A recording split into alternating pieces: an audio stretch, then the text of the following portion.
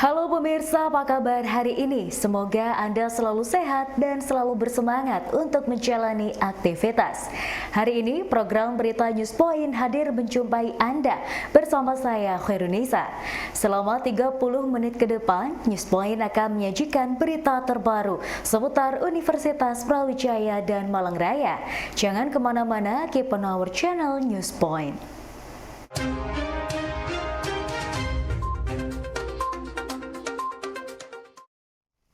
Perburuan medali dalam ajang Pekan Olahraga Mahasiswa tingkat Jatim atau Pomprov yang berlangsung di Jember masih berlangsung.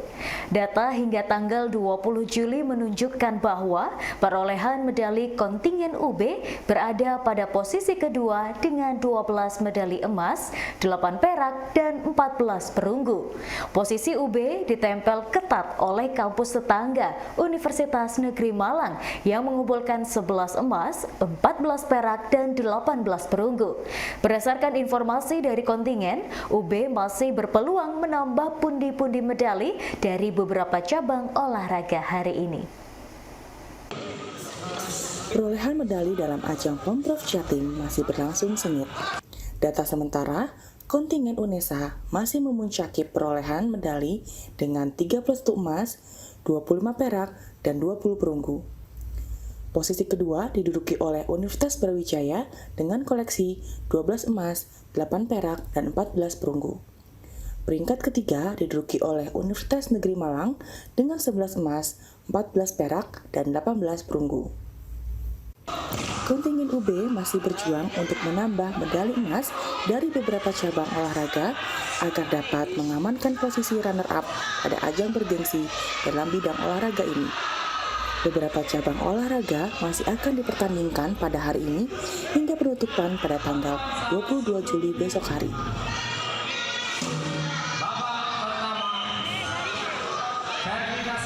Kegiatan mahasiswa membangun desa yang masuk pada pekan ketiga dinilai oleh Ketua LPPM UB, Profesor Lukman Hakim, berjalan dengan baik. Menurut Lukman, saat ini berdasarkan rencana program dan hasil monitoring kegiatan MMD secara umum berjalan sesuai dengan perencanaan yang ada. Lukman mengaku keberadaan krisis center yang dioperasikan oleh LPPM memberikan dampak yang signifikan karena berbagai persoalan yang terjadi di lapangan langsung dapat direspon dengan cepat. Kegiatan MMDUB yang sedang berjalan hingga saat ini menunjukkan hasil yang menggembirakan. Berbagai kegiatan yang sudah diprogramkan berjalan sesuai dengan rencana. Hasil dari monitoring sementara juga menunjukkan bahwa kegiatan MMD secara umum berjalan dengan lancar. LPPM UB selaku pengendali kegiatan melakukan monitoring internship melalui krisis center. Beberapa krisis center ini banyak membantu tim LPPM dengan memberikan respon yang lebih cepat terhadap berbagai persoalan yang terjadi di lapang. LPPM UB optimis kegiatan MMD UB pada tahun pertama ini dapat berjalan dengan lancar sesuai dengan program dan target awal program. Program MMD ini diharapkan dapat memberikan dampak bagi semua desa yang menjadi lokasi MMD untuk menciptakan kondisi yang lebih baik. Secara umum progres MMD sampai saat ini sangat baik sekali. Kegiatan mahasiswa juga berlangsung dengan baik, monitoring juga telah dilakukan dengan baik. Kalaupun ada beberapa masalah, saya pikir masalah yang kecil wajar, tapi semua terkendali karena kita bisa merespon dengan cepat karena kita mengembangkan krisis center untuk pengelolaan MMD ini. Reok Brawijaya berhasil memboyong Piala Presiden pada Festival Nasional Reok Ponorogo 2023 yang berlangsung pada tanggal 14 sampai 18 Juli 2023. Kepastian Reok Universitas Brawijaya ini terjadi pada saat juri mengumumkan 10 penampil terbaik pada malam 1 Suro tadi malam. Reok Brawijaya berhasil menjadi yang terbaik dan juga meraih penata musik dan tari terbaik pada festival tahunan tersebut. Reok Brawijaya tampil menjadi yang terbaik pada Festival Nasional Reok Ponorogo 2023 yang berlangsung di alun-alun Ponorogo. Pengumuman dilakukan pada malam penutupan yang bertepatan dengan malam 1 Suro, Selasa, 18 Juli 2023. Reok Brawijaya berhak memboyong Piala Presiden pada festival bergengsi tersebut. Selain meraih juara pertama, Reok Brawijaya juga meraih penghargaan sebagai penata tari dan musik terbaik pada festival tersebut. Pada tahun ini, Reok Brawijaya menampilkan tema Hasta Brata sebagai konsep pada festival Reok tahun ini. Karya ini sudah dilatih sejak bulan Februari dengan intensif, sehingga pada Festival Reok Nasional, kontingen UB dapat menampilkan karya terbaik untuk melestarikan Reok Ponorogo. Ranking 4, nomor penampilan 11, Taruno Suryo SMA Muhammadiyah 1 Ponorogo. Ranking 3, nomor penampilan 27, nama grup Suryo Manggolo Mudo SMK Muhammadiyah 5 Purwantoro Kabupaten Wonogiri. Ranking 2, nomor penampilan 20, nama grup Surakarta Hadiningrat dari Surakarta. Ranking 1, nomor penampilan 17, Reok Brawijaya dari Universitas Brawijaya. Festival Nasional Reok Ponorogo ke-28 tahun 2023 diserahkan kepada Reok Brawijaya, Universitas Brawijaya, Malang. Reok Brawijaya.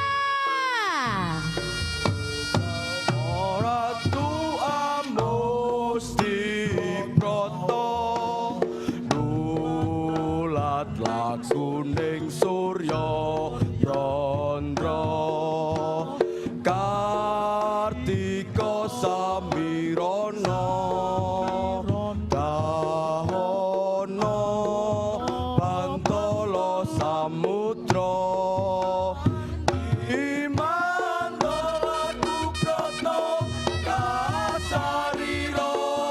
Sekali lagi boleh minta semangatnya untuk peraih trofi Piala Bergilir Presiden Republik Indonesia Festival Nasional Reok Ponorogo ke-29 tahun 2023 dimenangkan oleh Reok Brawijaya, Universitas Brawijaya, Malang.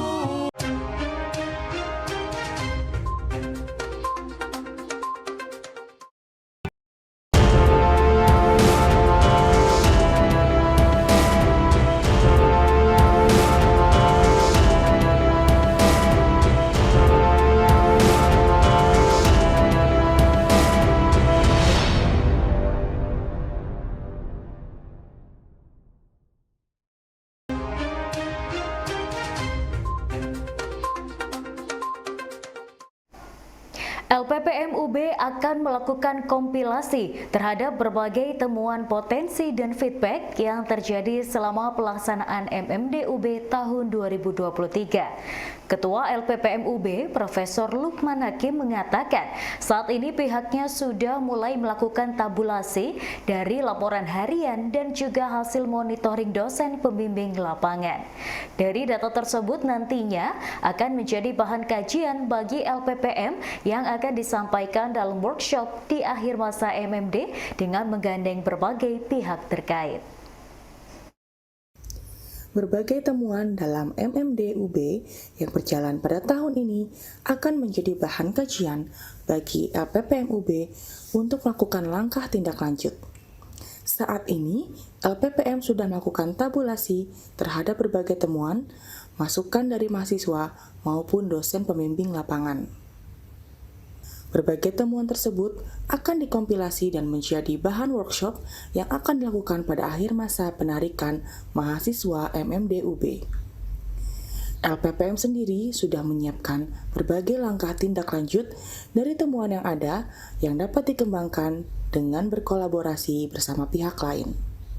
Program MMD UB tahap pertama sendiri masih bergerak pada area pengumpulan data berbagai potensi dari 1.000 desa yang nantinya akan menjadi data awal bagi program pemberdayaan masyarakat lain yang sudah terprogram di Universitas Brawijaya.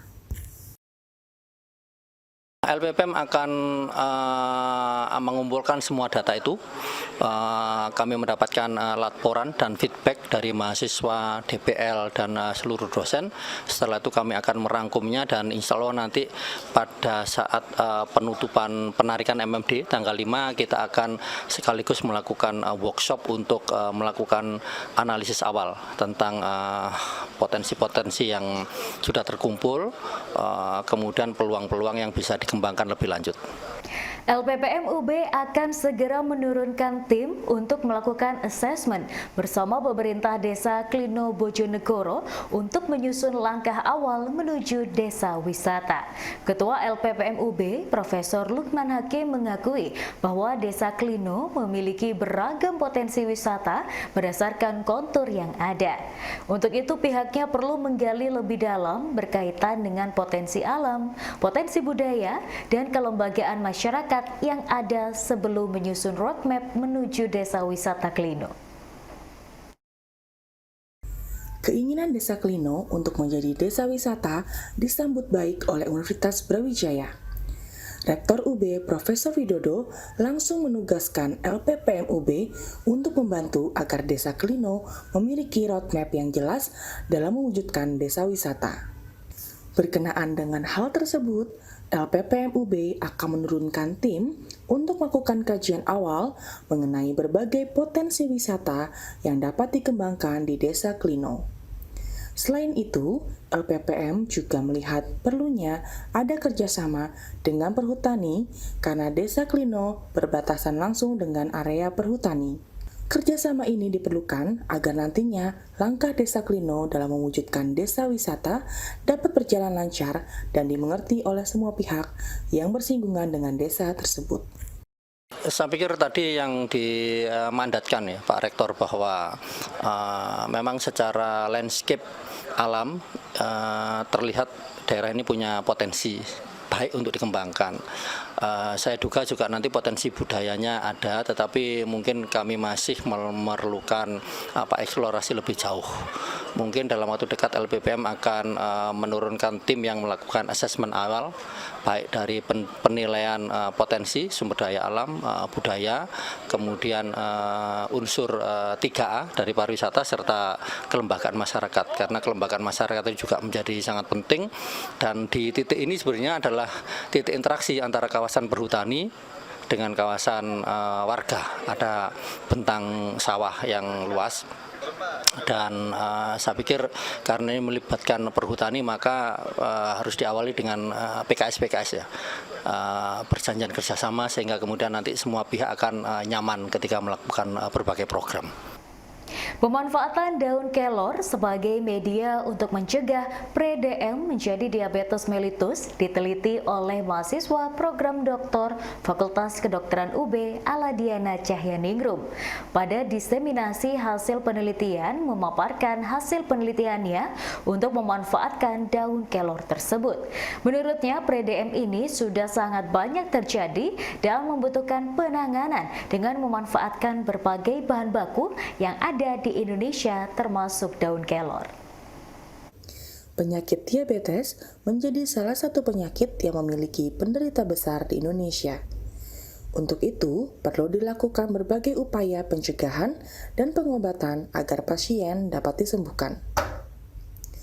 Salah satu upayanya adalah dengan melakukan pencegahan agar pre-DM tidak menuju menjadi diabetes mellitus.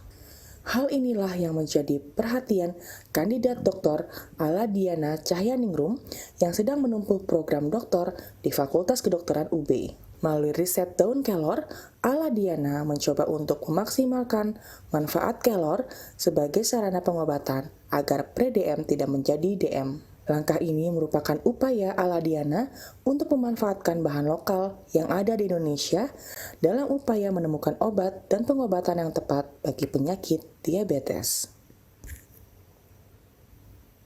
Saya telah berhasil menyelesaikan hasil penelitian saya disertasi dengan judul pengaruh pemberian serbuk daun kelor lokal Pulau Lombok dalam pengendalian kadar glukosa darah pada tikus model pre-DM. Jadi adapun yang melatar belakangi dari penelitian ini yaitu bahwasanya masalah pre-DM ini merupakan masalah kesehatan yang bersifat global yang perlu mendapatkan perhatian, sehingga di mana angka ini dapat ditunjukkan dari tingginya masalah pre-DM di beberapa negara, tertinggi yaitu di Amerika dan di Indonesia sendiri. Dari data Riskesdas tahun 2018 ini menunjukkan adanya angka terjadinya pre-DM dari hasil pemeriksaan glukosa, toleransi glukosa terganggu sebesar 30,8%.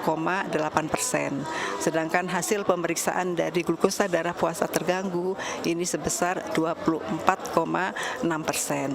Jadi di samping angka yang tinggi tadi, pre-DM ini akan menimbulkan masalah kesehatan apabila tidak dikelola dengan tepat, yaitu dia akan berkembang menjadi DMT2 yang sifatnya nanti adalah kronis, kemudian akan menimbulkan berbagai penyakit lebih awal seperti hipertensi, jantung, gagal ginjal.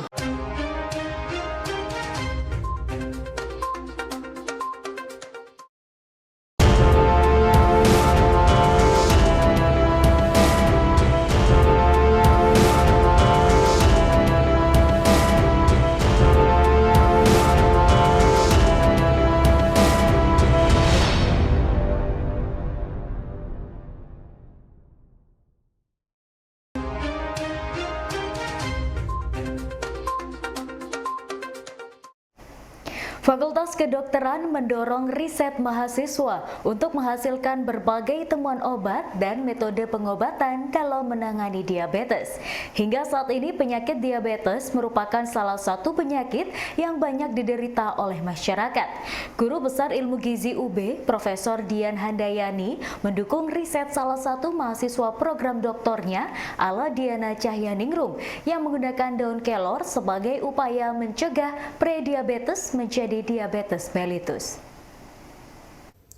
Upaya riset mahasiswa dalam menemukan obat dan metode pengobatan serta pencegahan bagi penyakit diabetes mellitus di Indonesia perlu mendapat dukungan dari berbagai pihak. Saat ini, penyakit diabetes merupakan salah satu penyakit yang banyak diderita oleh masyarakat. Berkenaan dengan hal tersebut, upaya riset mahasiswa program doktoral Universitas Brawijaya dengan menggunakan daun kelor menjadi penting untuk didukung dan dikembangkan oleh berbagai pihak, baik kampus maupun peneliti. Pemanfaatan daun kelor merupakan salah satu upaya maju untuk menggunakan bahan lokal yang ada di Indonesia sebagai upaya dalam pengobatan diabetes. Jadi saya sangat bangga sekali dengan penyelesaian studi Bu Diana ini yang mengeksplor manfaat daun kelor untuk mencegah terjadinya prediabetes menuju diabetes. Penelitian ini memang masih dalam tahap hewan coba, namun demikian dengan hasil yang sangat baik ini sangat menjanjikan untuk dikembangkan manfaatnya untuk manusia. Harapan saya ke depan Bu Diana tidak hanya putus sampai di sini, tapi terus melanjutkan penelitian, mengeksplor terkait manfaat kelor dan bagaimana manfaatnya langsung kepada manusia. Yang saya yakin hal ini sejalan dengan program pemerintah di Mataram tentang manfaat kelor untuk kesehatan. Program sedekah subuh yang berada di daerah Dinoyo, Malang sudah berlangsung sejak 2 tahun ini. Kegiatan ini menyediakan makanan gratis bagi warga sekitar dan masyarakat umum dengan menu yang bervariasi setiap harinya.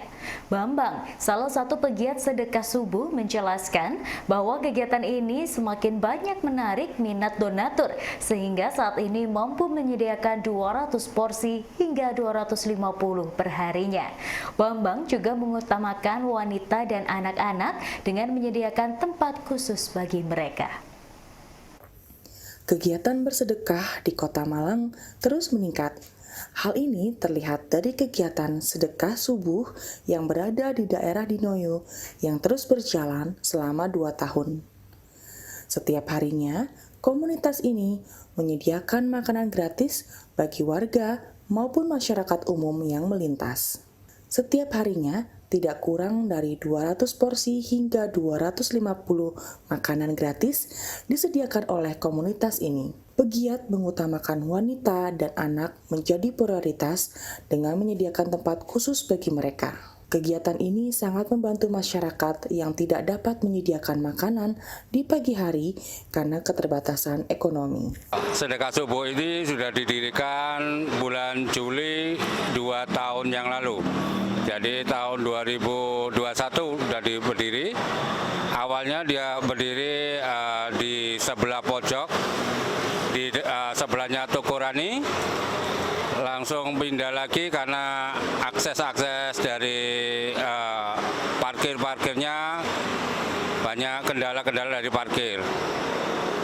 Dan sampai berdiri sampai sekarang ini alhamdulillah sedekah subuh sudah berjalan dengan normal, walaupun masih ada sedikit kendala dari parkir, tapi kiri kanan dari sedekah subuh kayak ini sudah diizinkan untuk disediakan untuk parkir.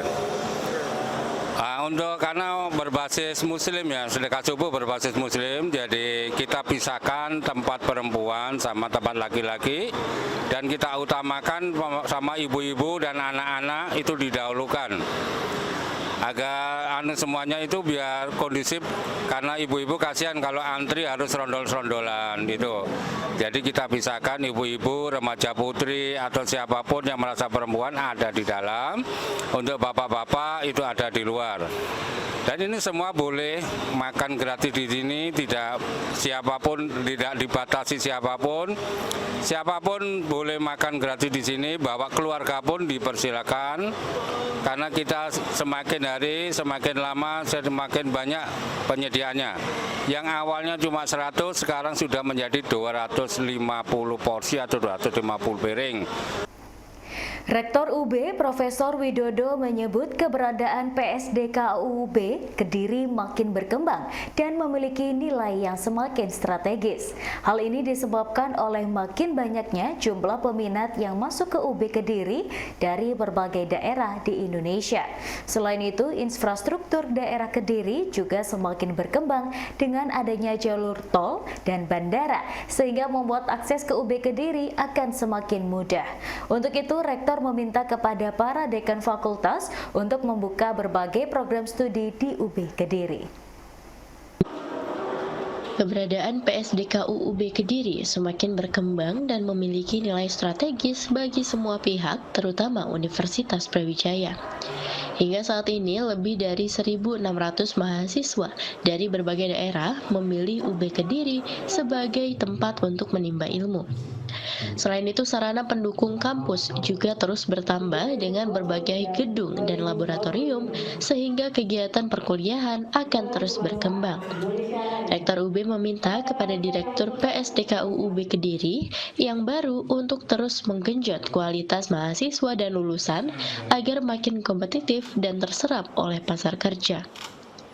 Selain itu, infrastruktur daerah Kediri juga terus berkembang dengan adanya jalur tol dan bandara yang sedang dikembangkan oleh Gudang Garam. Keberadaan sarana ini akan memberikan dampak positif bagi PSDKU Kediri untuk semakin berkembang. Dan sudah banyak sekali kemasukan, termasuk juga mahasiswanya sudah bertambah banyak. Sehingga alhamdulillah dari segi uang juga sudah lumayan baik saya kira ini. Dan juga saya ucapkan selamat kepada Pak Soleh, ya, Direktur yang baru dan juga Wakil Direktur. Tadi pesan dari Pak Del tadi jelas sekali. Yang belum selesai adalah membuka PSPS baru yang mungkin lebih atraktif yang buat mahasiswa atau mahasiswa kita dan juga buat masyarakat. Sehingga saya juga tawarkan kepada Bapak Ibu Dekan, kalau ingin membuka PS-nya di UB Kediri. Kayaknya Kediri ini nanti akan semakin menarik. Ada jalan tol, ada bandara, yang ini potensinya besar sekali. Saya dengar itu planningnya di bandara itu, bandara itu tidak hanya untuk transport manusia, tetapi logistik, dan di antara logistiknya adalah nanti produk-produk dari agriculture.